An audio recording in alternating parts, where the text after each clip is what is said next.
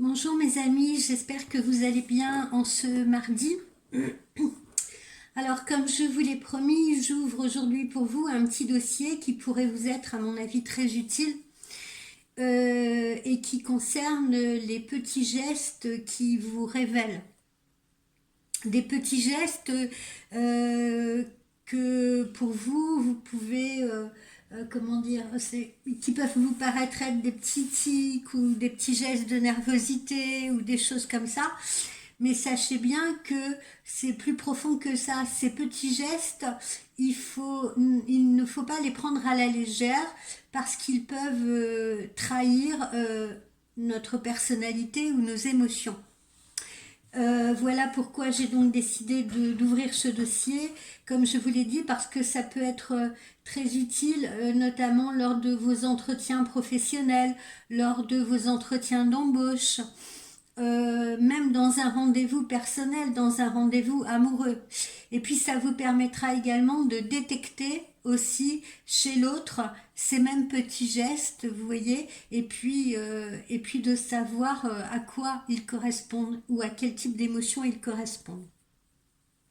Alors, euh, on va commencer par les cheveux, si vous voulez. Quand vous rectifiez votre coiffure, je dis bien rectifier là, c'est-à-dire par exemple, je ne sais pas si on a les cheveux noués ou attachés en queue de cheval, en catogan, et que, vous voyez, on tire sur son élastique, on vérifie qu'il soit bien noué, voilà, on détend ses cheveux, on reconsolide sa coiffure, voilà. Tous ces gestes-là, si vous voulez, par exemple, montrent ou peuvent définir votre impatience, une forme d'impatience chez vous, mais également une forme de susceptibilité. Pourquoi? Parce que vous êtes, ça prouve que vous êtes un peu sur la défensive, que vous n'avez peut-être pas nécessairement confiance en vous et que ce que votre interlocuteur peut vous dire, vous voyez ce que je veux dire, attendez, que vous êtes sur la défensive, que vous ne vous sentez pas bien justement peut-être dans votre tête, dans votre corps, dans vos vêtements et justement avec cette coiffure ou cette coupe que vous avez, euh, vous êtes sur la défensive et nécessairement vous pouvez de ce fait agresser votre interlocuteur, vous voyez, parce que vous allez vous sentir attaqué, même si cet interlocuteur a des propos tout à fait bénins, tient des propos tout à fait bénins avec vous, si vous voulez. Par exemple, lors d'un entretien, vous pouvez vous sentir attaqué. Voilà, parce que ces gestes-là, de reconsolider, de se réapproprier sa coiffure, si vous voulez, de l'arranger, signifie que vous êtes une personne qui pouvait être, voilà, susceptible. D'accord. euh, Quand vous vous lissez les cheveux avec le plat de la main, par exemple, je pense aux personnes qui peuvent avoir les cheveux longs ou mi-longs. Quand vous vous lissez les cheveux avec le plat de la main, ou même les personnes qui ont les cheveux plus courts, hein, quand vous lissez vos cheveux près de votre tête, si vous voulez, ça peut signifier que vous n'êtes pas sûr de vous, que vous n'avez pas la conscience tranquille, que quelque chose vous chiffonne, que quelque chose vous ennuie. Donc ça peut masquer un certain embarras. Si vous prenez une mèche de vos cheveux, que vous vous amusez à l'enrouler autour de votre doigt, ou bien que vous tirez sur cette mèche de cheveux, si vous voulez, cela manifeste un besoin évident de prendre de la distance avec votre interlocuteur. Pardonnez-moi. On dit souvent que se toucher les cheveux justement en compagnie d'un homme, euh, c'est une manœuvre de séduction. Alors vous voyez, hein, déjà là, à travers ce que je vous ai expliqué et exprimé, ce n'est pas forcément le cas. Donc il faut faire très attention. Alors, en quoi va se traduire la séduction par rapport aux cheveux, si vous voulez. C'est surtout si vous relevez vos cheveux. Si pendant une discussion avec un homme, vous relevez vos cheveux, parfois vous avez des femmes comme ça, elles relèvent leurs cheveux, elles font semblant de les enrouler comme ça autour de leurs mains, comme si elles faisaient un chignon, puis ensuite elles les relâchent. Ça, en revanche, ça révèle de la séduction. C'est parce que, pourquoi? Alors, je vais vous dire pourquoi. Parce que lorsque vous relevez vos cheveux, eh bien, en même temps, vous avancez le buste en avant. D'accord? Et ça met votre buste en valeur. Donc, l'homme qui est en face de vous va justement interpréter ça pour de la séduction. Alors, le cou maintenant. Le cou. On est souvent amené à jouer ou triturer un collier, une chaîne qu'on a autour du cou. Pour les femmes, un bijou, donc un collier. Et pour les hommes, ça peut être un nœud de cravate, si vous voulez. Alors ça, qu'est-ce que ça signifie? Qu'est-ce que ça sous-entend? C'est une manière, si vous voulez, de retenir quelque chose que l'on ne veut pas dire. C'est une manière de garder pour soi un sentiment que l'on veut cacher. Ça peut être de la tristesse, ça peut être de la mélancolie, ça peut être un désaccord si vous êtes dans un entretien professionnel. Tristesse ou mélancolie si vous touchez un collier que vous avez autour du cou, une chaîne, parce que ça peut être une chaîne qu'on vous a offert, une chaîne qui vous vient de quelqu'un justement de cher. Et puis peut-être que cette personne n'est plus auprès de vous, et le fait de toucher cette chaîne peut à la fois certes vous rassurer, mais vous faire penser à cette personne. Et dans votre esprit, à ce moment-là, vous pouvez avoir des flashbacks de moments que vous avez passés avec cette personne, ce qui peut justement vous amener dans la mélancolie, et ce qui peut vous amener dans cette façon de vouloir retenir ces souvenirs, ces images-là, d'accord? Ensuite, et là, ce que je vais dire, c'est surtout visible chez les hommes, bien évidemment, à cause de la pomme d'Adam, mais c'est aussi valable pour les femmes. Si une personne se met à déglutir à l'annonce d'une nouvelle, c'est simplement parce que justement cette nouvelle est dure à avaler pour cette personne. Voilà. Donc là encore, quand vous êtes en entretien professionnel ou peut-être même dans une discussion familiale, si vous voyez comme ça votre interlocuteur avoir la glotte, vous savez, qui tressaute comme ça peut être justement un signe de désaccord vis-à-vis de vous. Ça peut être un signe que cette personne prend très mal ce que vous êtes en train de lui dire et le retient dans sa gorge. La gorge d'ailleurs, c'est un siège important de nos émotions, il faut le savoir. Plus on a peur, plus notre gorge est nouée. Hein, d'ailleurs, d'où l'expression j'ai la gorge nouée. Et plus votre voix monte dans les aigus, si vous voulez, plus elle est significative de colère. Plus votre voix s'ouvre, plus elle prend de la puissance, plus cela montre l'importance de votre colère. Un peu comme un lion qui rugirait, vous voyez. Et puis, on fait ça souvent pour essayer d'impressionner l'autre. Voilà. Alors, on va poursuivre. Alors, maintenant, on va poursuivre avec le lobe de l'oreille. Parfois, entre son pouce et son index, on fait rouler le lobe de son oreille ou on le masse. Voilà. Ça, c'est ce lobe d'oreille. Pour nous, à ce moment-là, il ressemble un peu à un doudou. C'est un peu comme un doudou portatif, c'est un réconfort, si vous voulez. Ce geste-là nous offre non seulement un réconfort, mais parfois peut nous permettre de réfléchir, de réfléchir sur une question qui nécessite un peu de distance, un peu de recul, sur quelque chose de difficile. Ça permet ce geste-là de mieux se concentrer, tout en restant élégant, tout en restant raffiné. Donc ça, vous voyez, c'est un petit geste que l'on peut se permettre parce qu'il va vous décontracter lors d'un entretien et il ne sera pas inapproprié. D'accord? Comme par exemple se mettre les doigts dans le nez. Ça, c'est inapproprié. Vous voyez? Mais masser son lobe d'oreille, c'est un geste qui est socialement admis. Voilà. Au niveau des sourcils maintenant.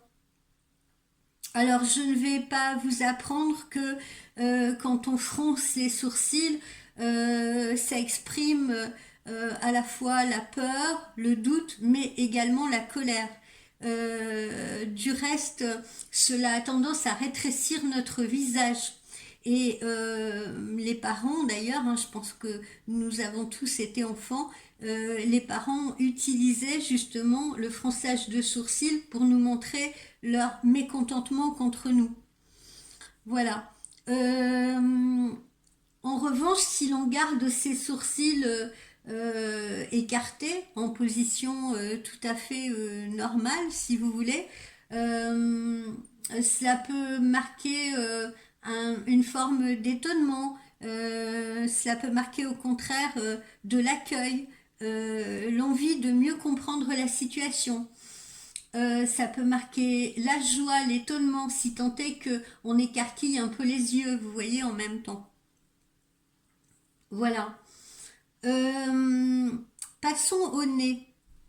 Alors, le nez, c'est un peu le siège de notre instinct. Parce que qui n'a pas dit ah ça je le sens ou ça je le sens pas du tout. Cette situation je ne la sens pas du tout. Voilà.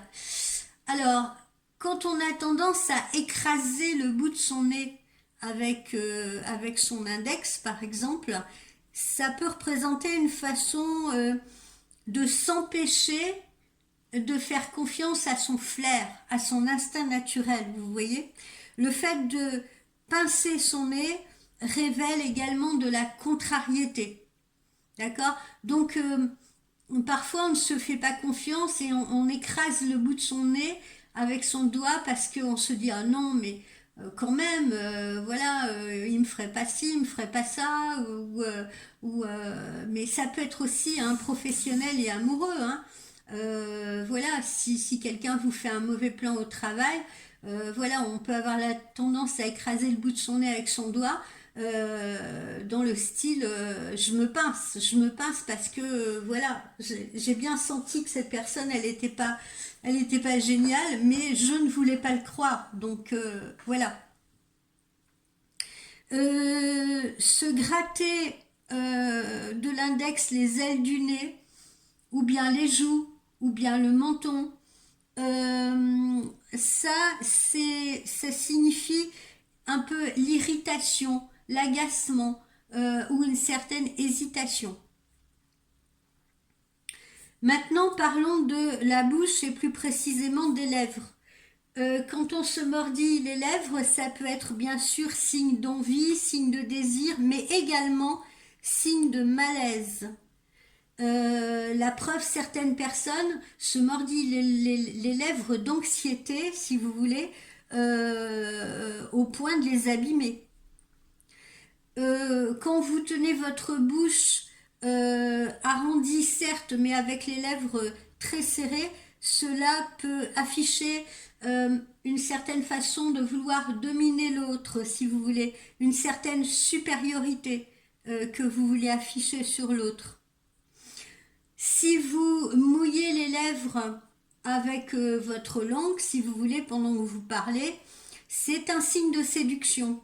C'est un signe de séduction qui est valable en amour, mais également pour convaincre dans les affaires, de manière à allumer une espèce de flamme chez son interlocuteur. Vous voyez, c'est un signe de confiance en soi.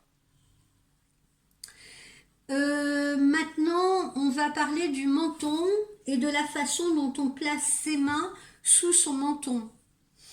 Alors, on place ses mains sous son menton pour manifester. Généralement, c'est une manifestation d'attention extrême.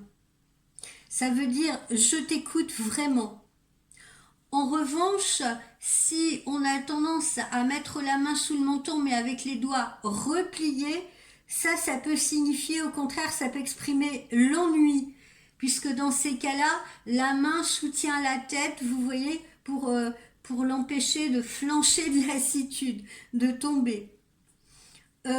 Au contraire, si vous placez vos deux mains en coupe sous votre menton, vous voyez, en coupe ouverte pour soutenir votre menton, ça a un effet, vous voyez, comme si on avait un effet lifting un peu, vous voyez, comme si on voulait lifter son menton quelque part. Là aussi, on est dans une opération de séduction.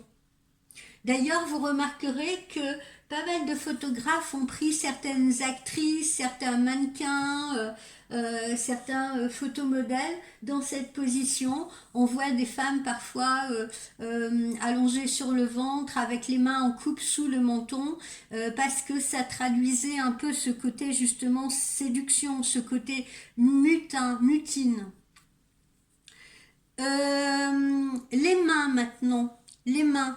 Lorsqu'en parlant, on a les mains cachées, c'est-à-dire qu'on les cache entre ses cuisses, qu'on les cache dans les poches, qu'on les cache sous la table, qu'on les colle à son corps, si vous voulez. Cela exprime une volonté de peu s'exprimer, en fait. Soit parce qu'on n'a pas trop à dire, si vous voulez, sur la conversation qu'on est en train d'avoir avec son interlocuteur, soit que le sujet émis par l'interlocuteur vous met mal à l'aise. Donc, on essaye de cacher ses mains. Voilà. En revanche, si on montre ses mains, c'est un signe d'ouverture, c'est un signe d'abandon, de confiance, c'est un signe de confiance en soi, justement. Les deux mains jointes par le bout des doigts, comme ça, par exemple, hein, deux doigts, ou voilà, les mains jointes par le bout des doigts, ça montre qu'on cherche à rassurer, qu'on cherche à convaincre. Un peu comme les politiques à la télévision, hein. Vous remarquerez, il y a beaucoup de politiques en entretien, si vous voulez, ou pendant les élections, voilà, si ils ont besoin de s'exprimer, ils vont avoir tendance à mettre les mains comme ça, vous voyez, et à taper un petit peu sur la table, voilà, pour essayer de convaincre. C'est une démonstration qui se veut aussi bien rassurante que prometteuse. Quand on pose les mains sur ses hanches, quand on pose les mains sur les hanches, là, c'est un signe de détermination, voire même d'autorité. Parfois même, ça peut être de la colère. Comme si la personne, elle était symboliquement prête à bondir sur vous, si vous voulez. D'accord? On fait ça aussi souvent. On se grandit comme ça, on met les mains sur ses hanches quand on veut, par exemple, parler à son animal s'il a fait une bêtise, ou bien quand votre enfant ne veut pas vous écouter non plus. Vous voyez, c'est une façon de se grandir, c'est une façon d'étirer son corps vers l'autre. Vous voyez, avec cette façon de, voilà, de vouloir se faire entendre et de vouloir s'imposer. Quand on met les mains derrière sa tête, quand on met les mains derrière sa tête, croisées derrière sa tête, nouées derrière sa tête, ou bien quand on met les mains derrière le dos, pareil, hein, croisées derrière le dos, ça exprime une grande sûreté de soi, ça exprime aussi une certaine sérénité et aussi une certaine domination. Qui pourrait vouloir dire justement bah, c'est moi le chef, c'est moi le supérieur, ou je domine cette situation, je suis parfaitement confiante. Voilà. Il y a là encore, hein, il y a des grands hommes qui marchaient comme ça avec les mains dans le dos, notamment enfin petits par la taille, mais grands par les batailles. Ça a été par exemple Napoléon. Le général de Gaulle faisait ça aussi. Voilà, pour ne citer que quelques exemples. Euh, Qu'est-ce qu'il faut faire également? Écouter son ventre. Voilà, écouter son ventre parce que vous connaissez également les expressions j'ai l'estomac qui se noue, oh ce film il m'a retourné les tripes. Il y a une foule d'expressions comme ça plus ou moins imagées qui sont reliées à des réactions bien réelles qu'on peut avoir, qu'on peut éprouver, qui peuvent être l'angoisse, qui peuvent être le dégoût, qui peuvent être la peur. Et ça agit énormément sur le système digestif. Ce qui n'a rien d'étonnant d'ailleurs parce que notre intestin c'est un petit peu comme un second cerveau si vous voulez. Donc les réactions ou les émotions que l'on peut ressentir, on va les ressentir directement dans le ventre, directement dans le ventre, d'accord. Et suivant les émotions, que ce soit des émotions de joie, de bonheur ou que ce soit au contraire des émotions d'angoisse et de peur, elles peuvent accélérer le transit intestinal ou au contraire l'alléger. Donc soyez vraiment très attentifs à ce que va exprimer votre ventre.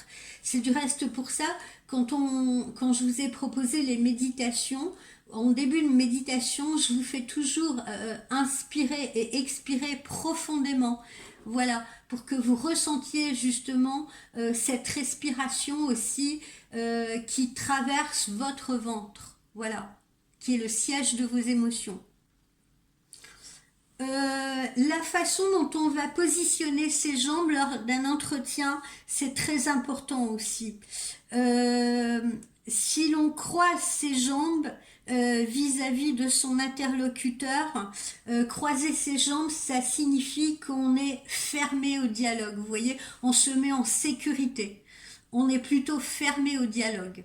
D'accord. Donc la meilleure position lorsque vous êtes en entretien d'embauche ou autre, pour les femmes, ça va être d'avoir les jambes par exemple collées l'une à l'autre et puis penchées sur un côté ou sur l'autre, mais sans les croiser, ou alors se tenir droite bien calé dans sa chaise ou dans son fauteuil avec les jambes serrées si vous voulez, bien stable.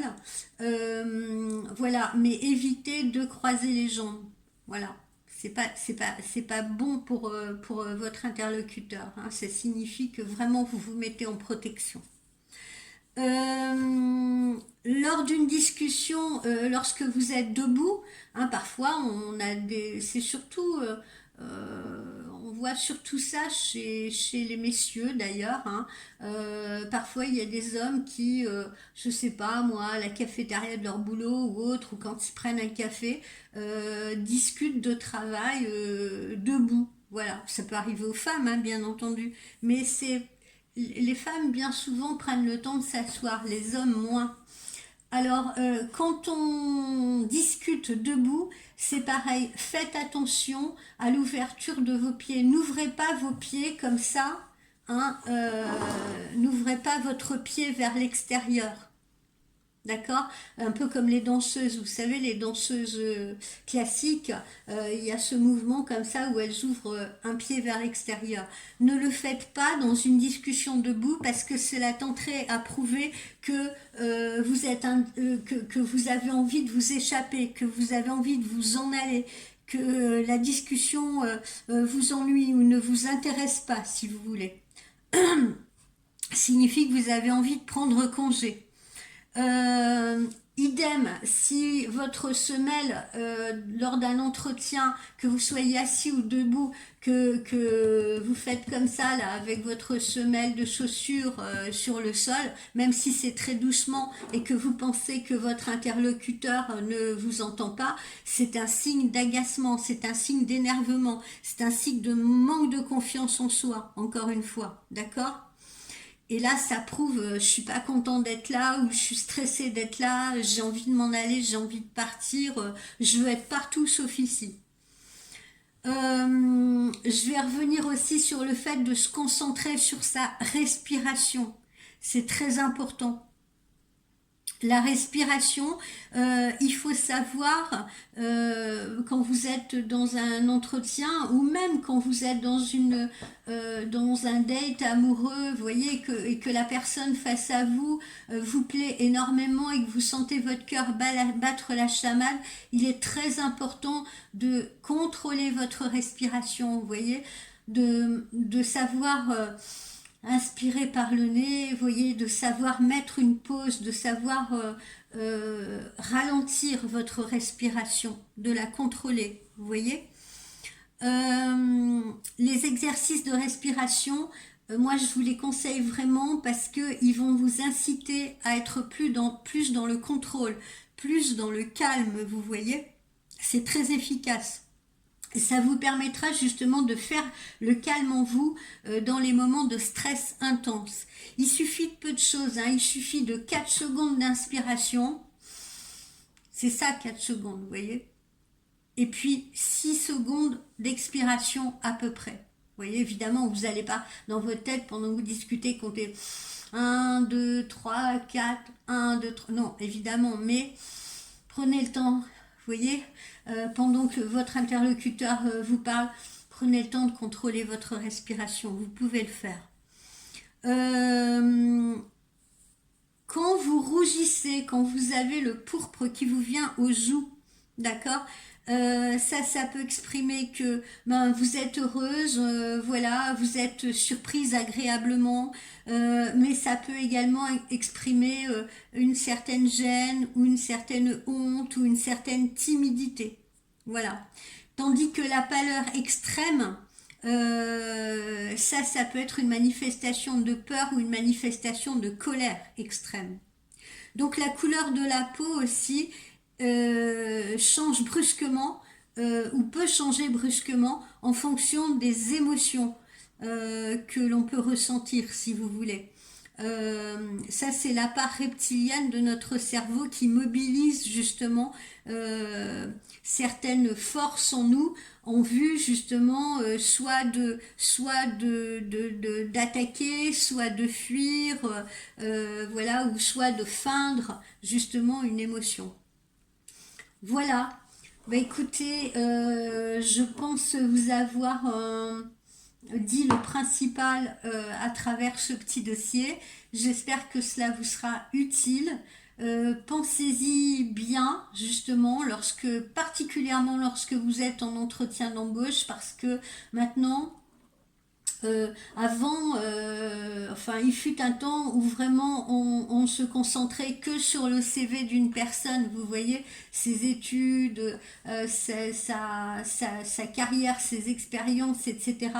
De plus en plus aujourd'hui, on va aller, il y en a même d'ailleurs qui font des entretiens et qui s'intéressent aux signes du zodiaque de la personne. C'est pour vous dire, hein, il y a eu une sacrée évolution dans les recrutements, mais là on s'intéresse beaucoup et de plus en plus à l'attitude de la personne et justement à ces petits gestes-là qui vont vous caractériser.